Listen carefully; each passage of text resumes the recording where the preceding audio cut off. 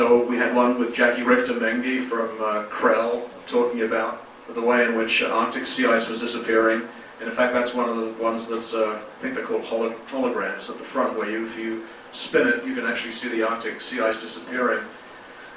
And we had Marshall Shepard, who's a meteorologist, talking about what happens at the poles doesn't stay at the poles, and a list of things that you can do if you're concerned about climate change, and a few key URLs. So here's Bob's page.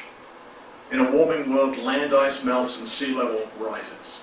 That's getting close to one of those bumper stickers. Land ice and sea ice are two very different things. When we did teacher workshops, we always had a little hands-on activity which showed the difference in the rise in sea level that comes between floating ice and land-based ice.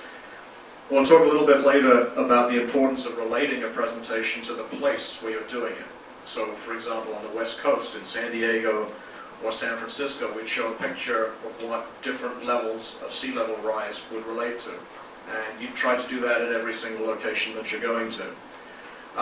What happens at the poles doesn't stay at the poles. Yes, it's a Las Vegas tourist sign. We try to turn that around and have it reinforce the big IPY idea that the poles are connected to the rest of the planet, and what happens there is significant for the rest of the planet.